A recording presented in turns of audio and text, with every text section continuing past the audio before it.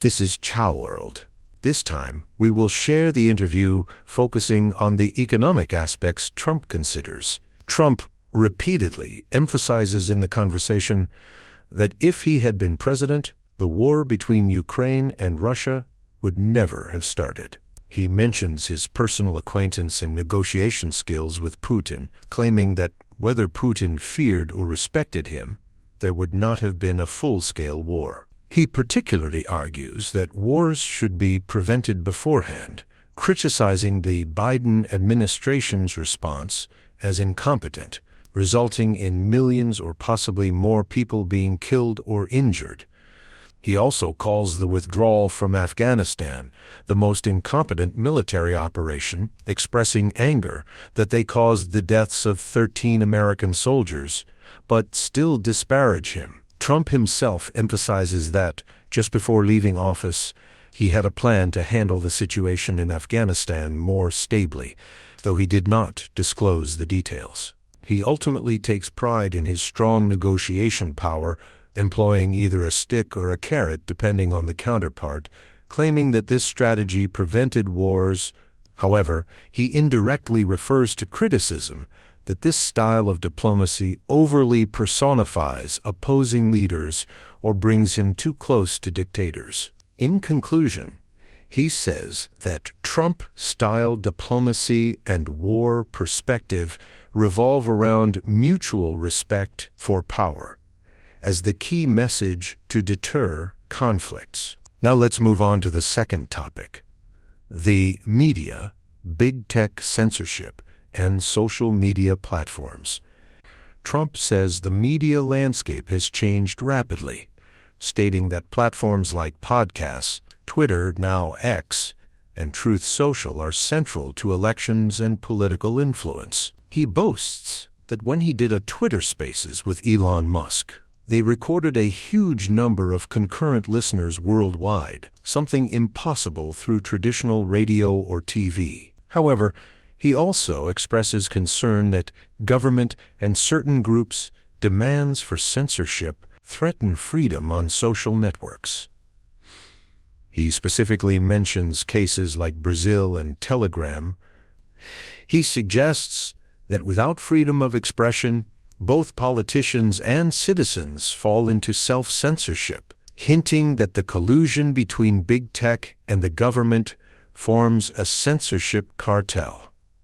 Could interpret that he defends these platforms because Trump himself politically benefits from social media. Some argue to Trump that certain regulations are necessary to prevent terrorism and crime, but Trump draws the line, saying that total censorship is problematic. In summary, as direct communication through social media expands, finding a balance between freedom of expression and public safety has become more complicated, and that is the key issue. Now, let's move on to the third topic: the issue of inflation.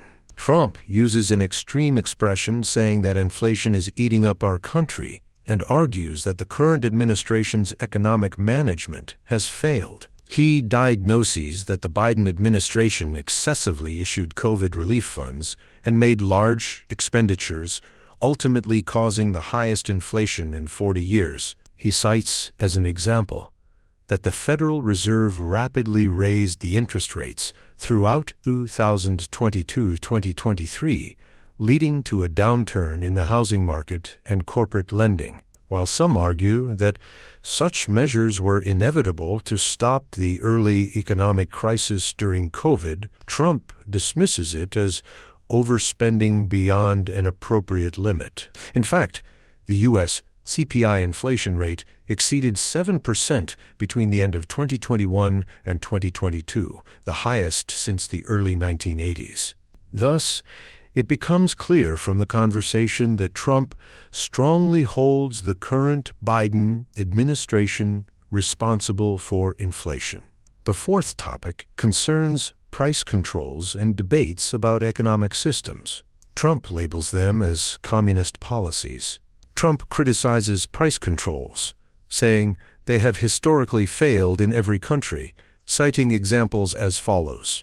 The Nixon administration's temporary freeze on prices and wages in 19, as well as the extreme price control failures in South American countries, are mentioned as representative examples. Some point out that limiting healthcare costs, drug prices, or certain essentials differs from comprehensive controls, but Trump insists that they all follow the same trend. He repeatedly emphasizes the view that price controls undermine supply chains and create black markets. Ultimately, Trump frames it as a dichotomy between the free market and government intervention, which serves as a powerful message in the election campaign. The fifth topic concerns energy policy and trade, Russia, Nord Stream 2, and NATO contributions. Trump says he blocked Nord Stream 2, but Biden came in and reopened it, arguing it is contradictory for the U.S. to defend Europe while Germany engages in energy deals with Russia. It is true that as of 2021, the EU depended on Russian gas for about 35 years. After the Ukraine crisis, Europe has been trying to diversify its LNG imports, but there are significant infrastructure and cost challenges. Conflicts over NATO contributions during Trump's presidency are also mentioned. He expresses dissatisfaction, saying the U.S. bears more than 70% of NATO's total defense spending. Although there are claims that European countries have increased their share, Trump says it is still insufficient. In this way, Trump strongly criticizes allies from the perspective that security and energy are closely connected. Now, the sixth topic is trade, macroeconomic policy, and the overall relationship with China.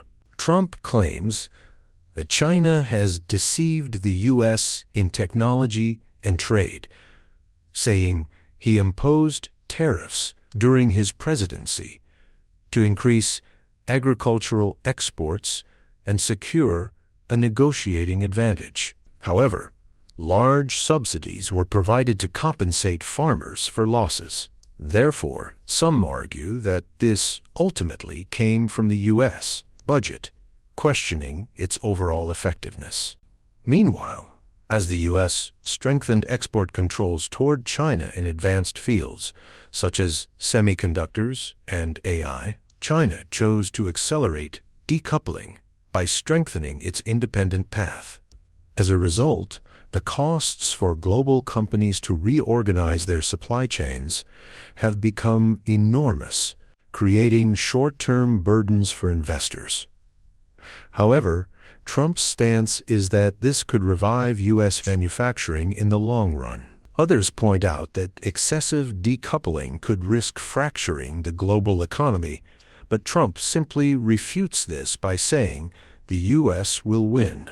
Next, the seventh topic is the presidential election, economic pledges, inflation, and the debate over price controls. Trump has said the 2024 presidential election will be about the economy, repeatedly claiming that Biden and Kamala have ruined issues such as inflation, debt, and the border. He brings up the price control issue again, suggesting that if they remain in power, it could ultimately lead to a communist society, using such an extreme expression without hesitation.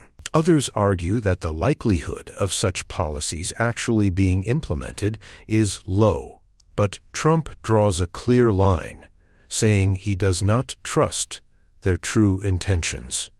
Ultimately, regarding economic issues, Trump insists that his stance on tax cuts, deregulation, and energy independence is directly linked to price stability. Moving on, the eighth topic is the presidential election, economic pledges, persuading centrist voters, and the use of extreme rhetoric. In the conversation, Trump says, if they call him a fascist, he will call them communists, a scene that starkly illustrates the extreme rhetoric in current American politics. Some people point out that moderate and independent voters are growing tired of such extreme language, and resistance to claims of election fraud is also rising.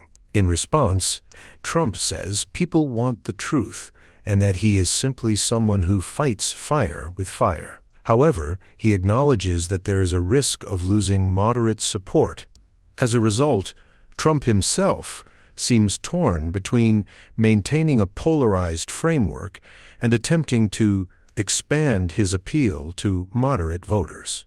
The ninth topic covers medical and cultural issues, including drugs, marijuana, and psychedelics. Trump says, medical marijuana is truly excellent, praising the Florida model and indicating that he is open to legalization as long as age limits and regulations are properly set. When some mention that there are many clinical reports showing psychedelics are effective treating PTSD, Trump responds that although he personally avoids drugs, he would consider them if they have medical value. The original text implicitly mentions investment data, suggesting that the U.S. cannabis market exceeds $27 billion annually and is estimated to reach over $45 billion by 2025. However, some traditional Republican supporters remain firmly opposed, so any policy change carries political risks. The 10th topic concerns immigration and border issues. Trump warns that numerous illegal immigrants, criminals, and people with mental illnesses are crossing the border.